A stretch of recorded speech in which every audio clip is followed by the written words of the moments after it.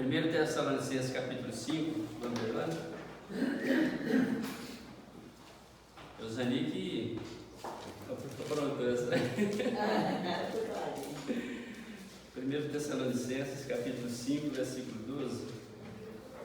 Hoje é um dia especial, né, irmãos? O dia do pastor é um dia de honrar aquele que tem nos honrado, aqueles que têm nos honrado, né? Com seus ensinos, com seu amor, com dedicação, né? Todo mundo aqui é testemunho de que, né, o pastor tem feito um trabalho de Deus realmente no nosso meio, tá? Nós não poderíamos deixar de honrar a vida de vocês, especialmente a sua vida, assim, por essa dedicação, tá? Por esse trabalho que Deus colocou nas suas mãos. Vamos ver sentado mesmo, 1 Tessalonicenses capítulo 5, versículo 12 e 13. Ele fala assim: agora rogamos, irmãos, que acateis com apreço os que trabalham entre vós, os que vos presidem no Senhor e vos admoestam, e que os tenhais com amor em máxima consideração, por causa do trabalho que realizam. Repetir: agora vos rogamos, irmãos, que acateis com apreço os que trabalham entre vós, os que vos presidem no Senhor e vos admoestam, e que os tenhais com amor e em máxima consideração. Nesse dia do pastor, irmãos, nós somos lembrados da importância de reconhecer, né, de valorizar aquele que Deus colocou à nossa frente. Deus colocou à nossa frente. Por isso o texto fala aqui: agora vos rogamos, irmãos, que acateis com apreço os que trabalham. Tem um texto que fala, uma tradução que fala, aqueles que se afadigam entre vós, e que vos presidem no Senhor e vos admoestam. Refere-se àquelas pessoas que trabalham dedicadamente, ensinando, corrigindo, guiando, orando, servindo a igreja. E afadigar-se, que alguma tradução traz, é um esforço incomum, é uma dedicação constante, visando o bem-estar da igreja. Hoje é dia de honrar a quem tem nos honrado, a quem tem, né, nos servido de verdade, né? Tem nos honrado com seu amor, como foi tanto falado aqui, né, no testemunho de cada pessoa, nos honrado com seu cuidado, nos honrado com seus ensinos e conselhos. E honrar o nosso pastor não é apenas um gesto de gratidão, mas é também um princípio bíblico. É um princípio bíblico. Esse texto do versículo 13 fala que os tenhais com amor em máxima consideração, por um motivo, por causa do trabalho que realizam. Então, estou falando para a gente honrar essa pessoa, esse pastor, por causa do trabalho que realiza entre vós, entre nós, na verdade, né? Você vê diante de tanto testemunho, tantas pessoas aqui falando, e aqueles ali são falas verdadeiras, né? Todos nós podemos comprovar aqui que o pastor tem se dedicado, tem se empenhado, né, para cuidar de cada irmão aqui. Então, o texto diz que não é apenas um gesto de gratidão, viu, pastor? Mas é um princípio bíblico também, um princípio espiritual também. Honrar aqueles que têm honrado. Esses líderes fiéis devem ser respeitados, valorizados, honrados pelo seu trabalho. Essa honra é uma honra merecida mediante justamente o trabalho que ele realiza. Não é uma honra dada a qualquer pessoa. É uma honra dada a uma pessoa que tem trabalhado e trabalhado bem. E literalmente o pastor é um servo de Deus. E honrar o pastor é honrar a Deus que o chamou. Isso é um princípio bíblico.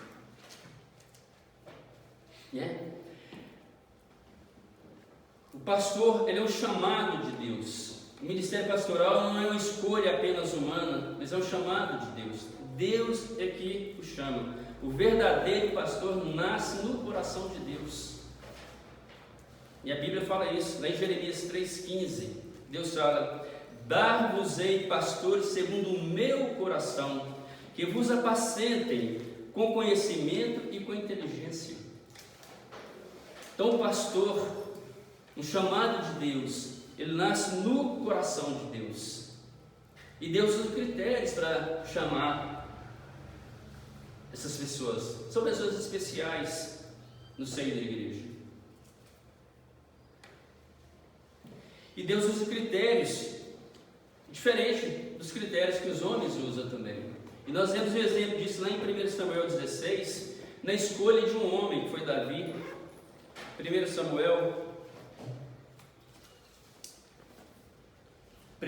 Samuel capítulo 16. Vamos ler lá. Deus mandou um profeta ungir uma pessoa.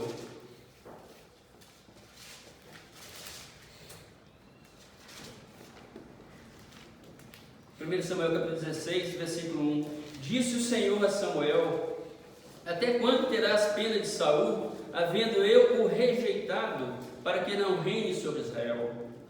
E enche um chifre de azeite e vem, enviar-te-ei a Jessé, o belemita, porque dentre os teus filhos me provide um rei. Então Deus, que escolhe os seus pastores, escolheu na família de Jessé, no meio de seus 7 filhos, um que reinaria em Israel, seria rei de Israel. E Deus mandou Samuel lá. E o versículo 3 fala: e convidarás Jessé para sacrificar, e eu te mostrarei o que hás de fazer, e ungir-me-ás a quem eu te designar. Ungir-me-ás a quem eu te designar. E o versículo 6 e 7, foram passando ali os filhos de Jessé diante do profeta. O versículo 6 e 7, sucedeu que entrando eles, viu Eliabe, e Samuel logo disse consigo: certamente está perante o Senhor o seu ungido. Mas o versículo 7 fala: porém o Senhor disse a Samuel: não atentes para a sua aparência, nem para a sua altura, porque eu o rejeitei. Porque o Senhor não vê como vê o homem vê o exterior, o Senhor vê o coração.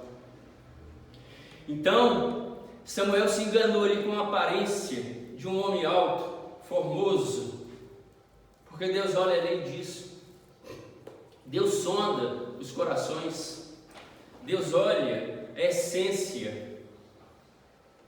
O homem é o que está lá mais no íntimo do seu coração. É o que o homem é de verdade. O homem pode se mascarar, pode criar situações que ele pareça ser, mas o homem é de fato o que ele é lá no íntimo do coração. E é lá que Deus busca, é lá que Deus sonda, é lá que Deus examina o homem, é lá que Deus reconhece as pessoas, é lá que nós somos reconhecidos. Você é aquilo que você é lá no íntimo, onde você não mascara para ninguém. E é ali que Deus sonda. E foi ali que Deus escolheu homens, escolheu Davi aqui para ser rei de Israel. Né? Eu tenho certeza que quando Deus escolheu vocês, Deus olhou na essência também. Olhou lá dentro, não olhou a aparência, Deus olhou a essência. O que tem dentro desse coração que agradou a Deus? Por isso Deus chamou vocês. E o texto fala que os filhos de Jessé todos passaram diante de Samuel ali, e todos foram rejeitados. Mas tem um versículo 6 e 7.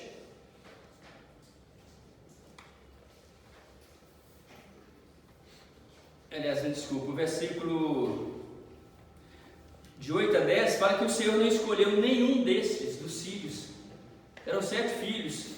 E Samuel pergunta para Jessé: seus filhos se acabaram, não tem outro filho não? Aí Jessé fala: ainda falta o mais moço, que eles não fizeram caso. Ele está lá no pasto, apacentando as ovelhas. Eles não fizeram caso daquele que foi Davi. Ele não era formoso como os outros irmãos, mas Jessé falou: nós não nos assentaremos aqui até que ele chegue.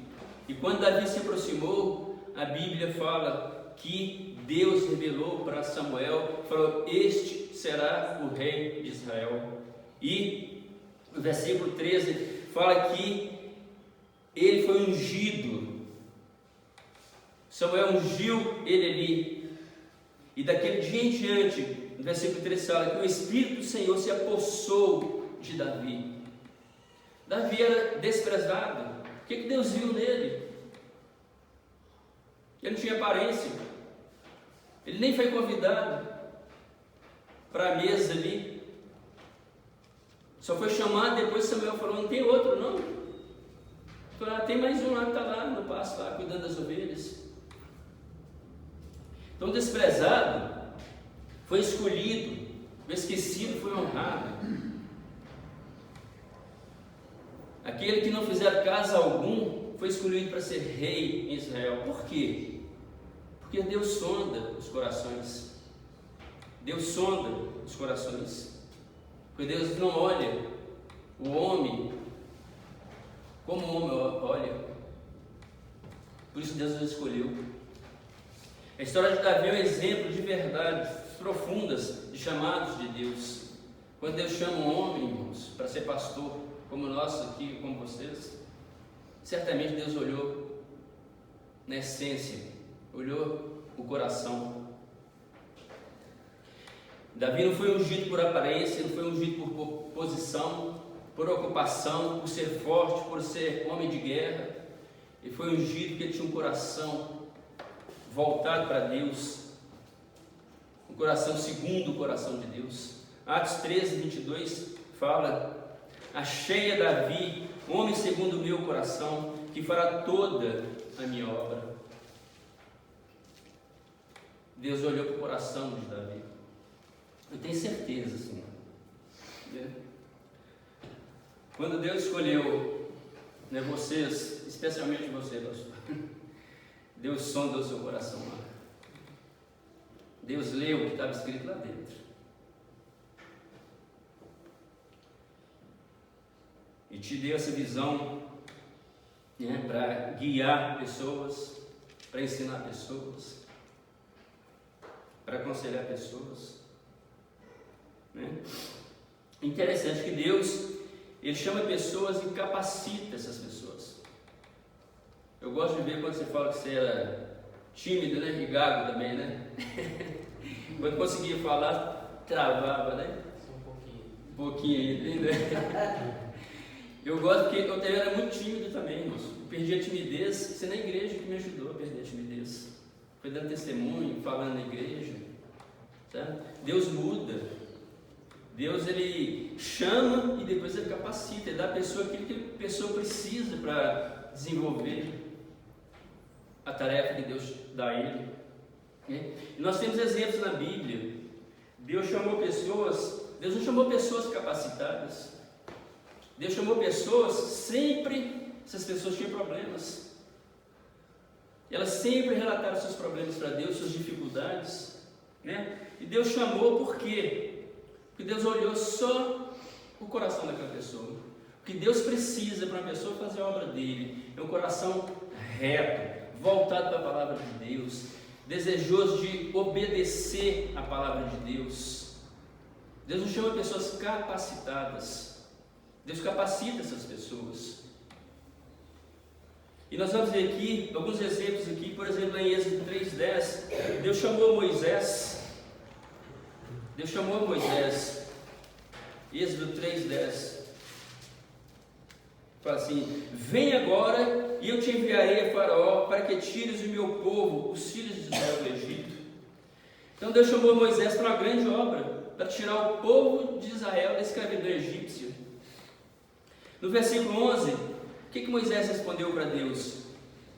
Quem sou eu para ir a Faraó e tirar do Egito os filhos de Israel? Quem sou eu?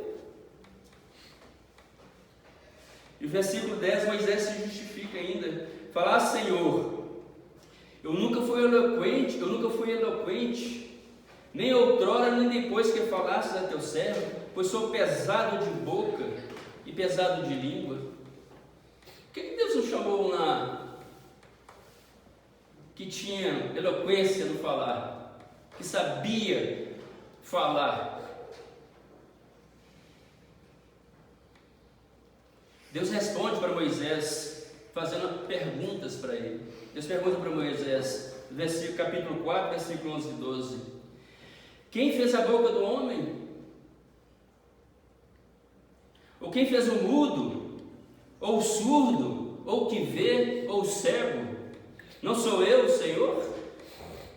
Vai, pois, agora, eu serei com a tua boca e te ensinarei o que has de falar. Então, na dificuldade de Moisés, Deus falou: eu serei a tua boca, eu te ensinarei. Moisés colocou dificuldade dele. Deus disse: não é o problema, o que eu preciso de você é o coração, o que Deus viu nele, por isso Deus o chamou. Então Deus o capacitou para realizar aquela obra. Eu serei a tua boca, eu colocarei as palavras nos teus lábios. Tudo que Deus precisa é de um coração desejoso de obedecer a sua palavra. O resto Deus faz. Outro exemplo, Jeremias capítulo 1.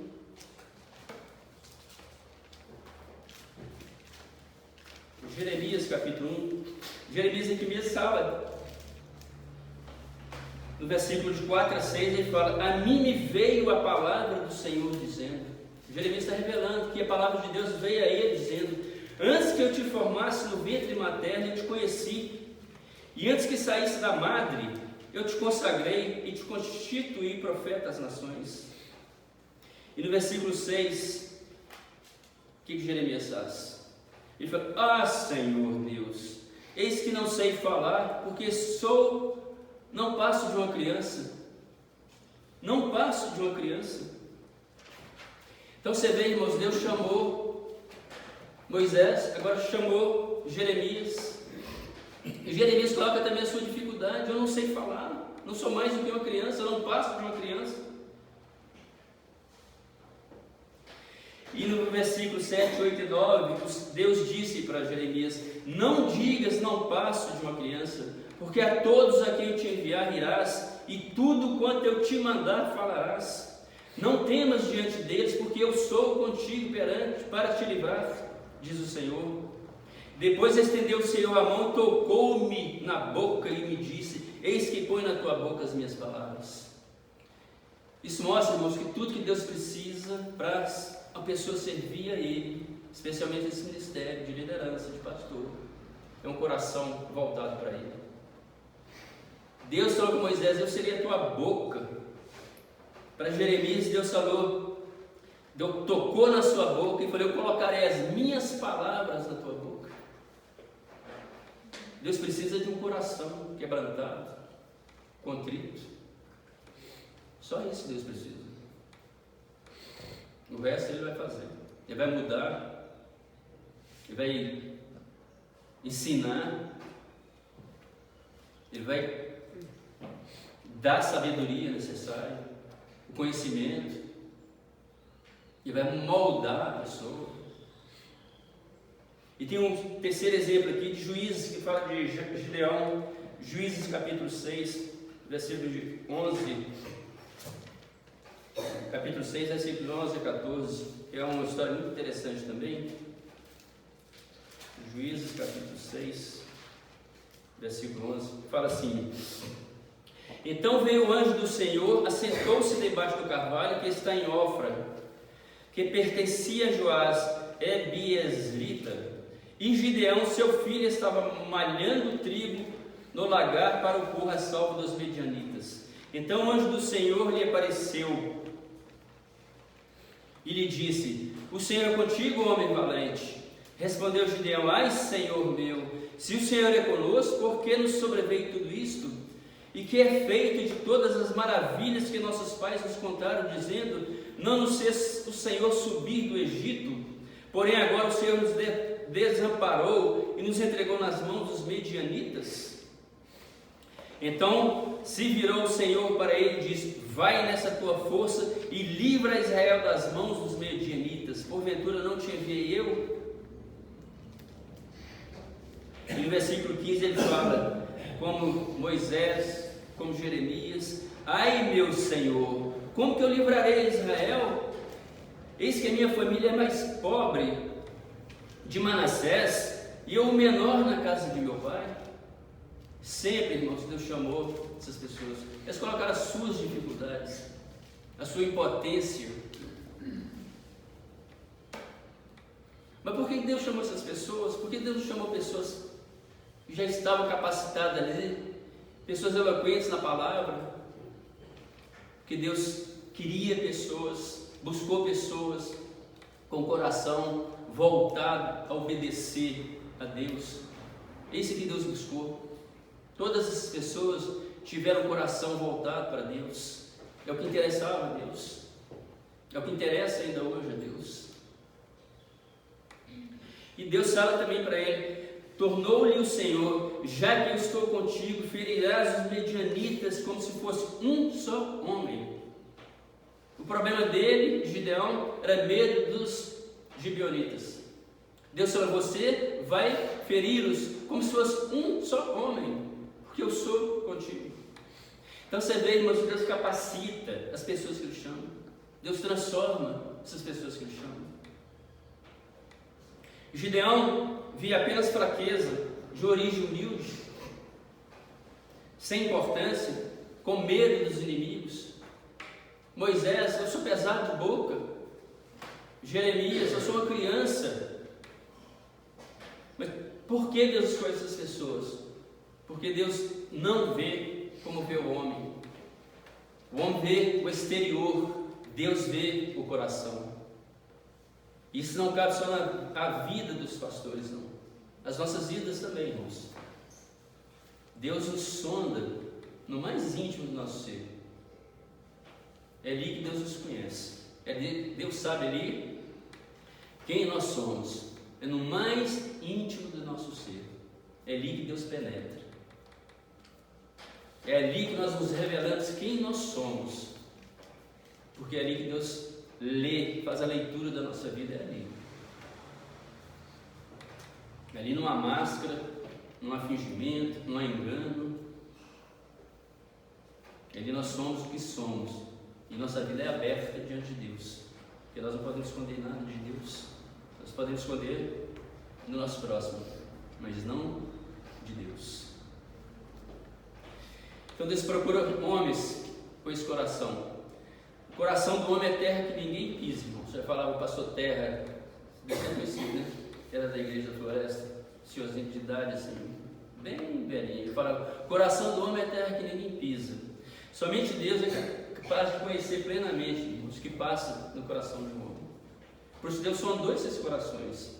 Certamente Deus sondou seus corações e viu que havia ali, né, um alinhamento com o coração de Deus para chamar vocês para essa tão grande obra. E Deus chama, Deus capacita e Deus investe essas pessoas de autoridade. Qual autoridade Davi tinha? Era um rapazinho desprezado lá. Deus o chamou e fez dele rei de Israel. Deus ungiu e capacitou e deu-lhe autoridade. E a autoridade, irmãos, na Bíblia é um princípio. Nós não podemos ignorar nunca.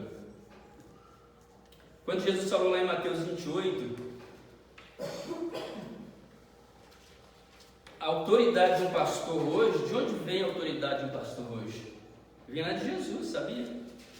Vem desse texto aqui, ó, Mateus 28, 18 a 20, que fala, Jesus falou assim: aproximando-se, falou-lhes dizendo, Jesus: toda a autoridade me foi dada no céu e na terra. Ide, portanto, e fazei discípulos de todas as nações, batizando-os em nome do Pai, do Filho e do Espírito Santo, ensinando-os a guardar todas as coisas que eu vos tenho ordenado, e eis que estou convosco todos os dias até a consumação dos séculos. Então, quando Jesus falou, e aproximando de Jesus, falou-lhes dizendo: toda a autoridade me foi dada nos céus e na terra. Ide, portanto. Essa palavra portanto aqui tem muito peso. Jesus estava comissionando os seus discípulos. Esses discípulos fizeram outros, e foi passando de discípulos a discípulos até chegar hoje em vocês. Essa unção, essa autoridade veio daqui de Jesus, foi transmitida de autoridade em autoridade. E quando Jesus fala, ide, portanto, antes ele fala, toda a autoridade me foi dada no céu e na terra, portanto, ide. O que Jesus está querendo dizer aqui? Vai e faça discípulo, porque toda a autoridade me foi dada, e porque toda a autoridade me foi dada, eu vos dou autoridade, eu delego a vocês a autoridade. Então, autoridade é um princípio, irmãos, bíblico. Ninguém tem autoridade em si mesmo. Toda autoridade é delegada. Toda autoridade é delegada. O que faz um policial de trânsito e estender a mão, uma magrinha, pequenininha, estender a mão e você é obrigado a parar? Você para. Por que você obedece isso? Você sabe que ele está investido de autoridade. Se ele estiver paisando, você não para. Mas você sabe que ele tem, pela sua farda ali, você sabe que ele é uma autoridade. Você não pode desobedecer. Na Bíblia também, os líderes estão investidos de autoridade. E eles não têm autoridade em si mesmos, eles receberam de alguém, que um dia recebeu de Jesus. Ninguém pode falar, eu sou pastor. Mas quem te chamou? Não, Deus me chamou. Eu sinto que Deus me chamou. Você pode ter vocação. Essa vocação tem que ser confirmada através de uma autoridade. Essa autoridade tem que ser transmitida a você através de outra autoridade. Deus não vai quebrar isso, isso é um princípio que Deus ensina. Deus nunca vai quebrar isso. Eu não posso falar que eu sou pastor, Deus me chamou para ser pastor e eu sou pastor, sem receber a autoridade de um líder maior. Não pode. Vocês foram ungidos, pastores, né? Receberam a autoridade de uma outra autoridade. Por isso vocês têm autoridade.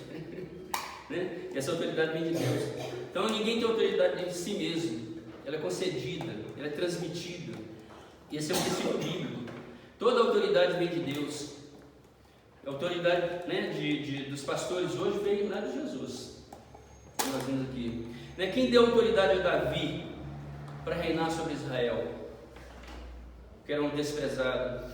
Quem deu autoridade a Moisés para libertar o povo da escravidão?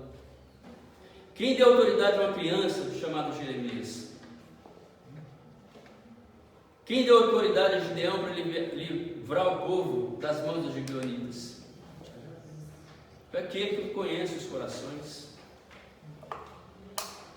Aquele que conhece os corações deu essa autoridade.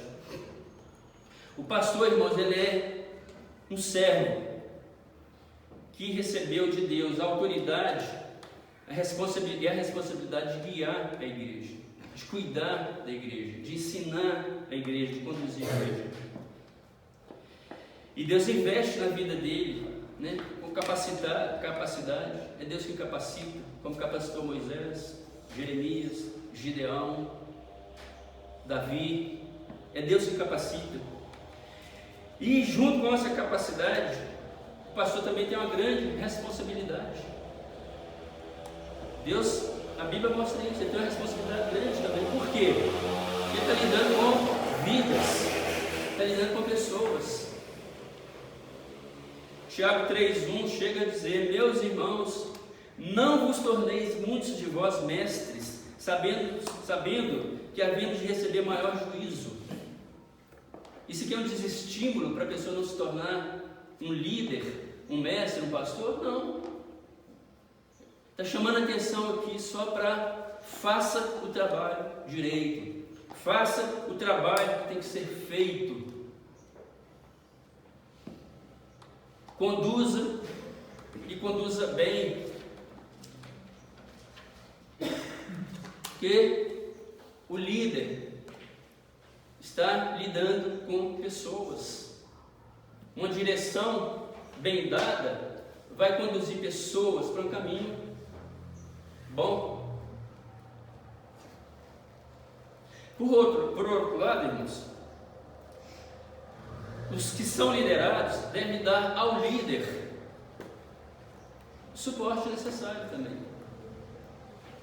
As nossas orações, o nosso reconhecimento e o nosso trabalho. O pastor é um servo com um trabalho maior.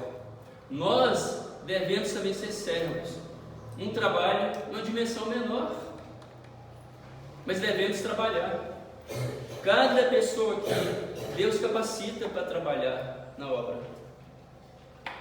O pastor trabalha mais, sempre mais, mas nós temos que trabalhar também. Ninguém pode ficar de mãos cruzadas para a obra avançar, né?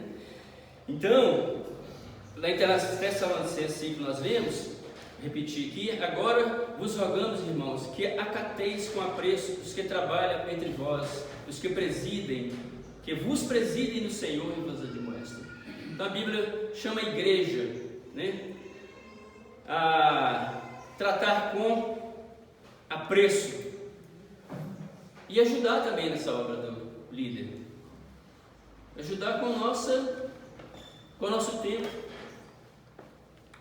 com as nossas finanças, ajudar a obra a expandir, com o nosso trabalho, cada um fazendo um pouquinho, e ele vai coordenando tudo.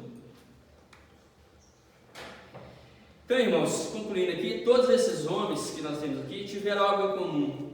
Eles sentiram medo diante de tão grande responsabilidade.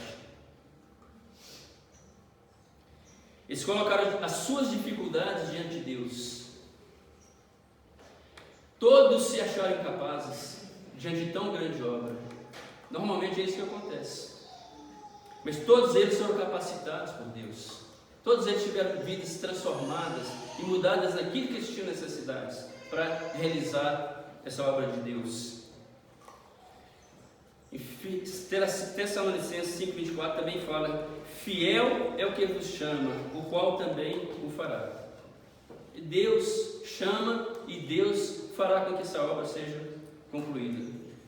Então o chamado pastoral começa com o chamado de Deus, passa por lutas e inseguranças, é normal, é capacitado e sustentado por Deus e é confirmado pela unção e autoridade que Deus dá. E para finalizar, eu quero ler Romanos 13, 7. E nós vamos encerrar. Romanos 13, capítulo 7.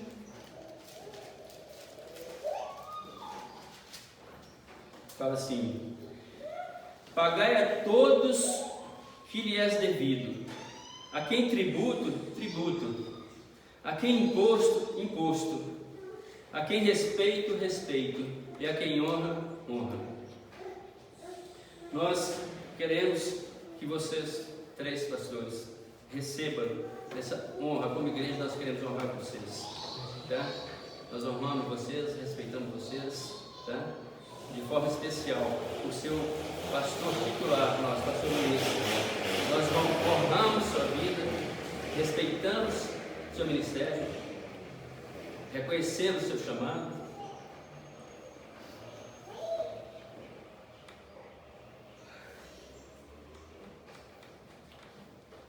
Damos, como todo mundo falou aqui, testemunho do seu bom trabalho, tá? Que Deus continue te abençoando e que lá na frente, daqui muitos anos, o pastor José já falou que tem 50 anos de ministério, né, pastor? O irmão também já tem muitos anos, né? Já pode falar como Paulo falou, né? Combati o bom combate, terminei a carreira e guardei a fé, né? O pastor Luiz está no início do trabalho, você ainda não pode falar isso, né? Mas nós desejamos que lá na frente, daqui 40, 50, 60, quantos anos Deus quiser, você possa olhar para trás e ver que tudo compensou, tudo valeu a pena. E você possa falar também: combati o bom combate, né? Guardei a carreira, né? Combati o bom combate, esqueci o texto. Completei a carreira e guardei a fé. Guardei a fé, que você possa guardar a fé, que você tem ensinado, transmitido à igreja, né, com fidelidade, né, com desejo de ver a igreja crescer unida e pura diante de Deus, que lá na frente você possa olhar e repetir esse texto que Paulo repetiu, né? Que Deus abençoe sua vida muito. Deus abençoe a nossa igreja. Receba essa pequena homenagem. Amém? Amém. Vamos orar, meus irmãos, para encerrar o culto. Agradecendo ao Senhor. Agradecendo ao Senhor pela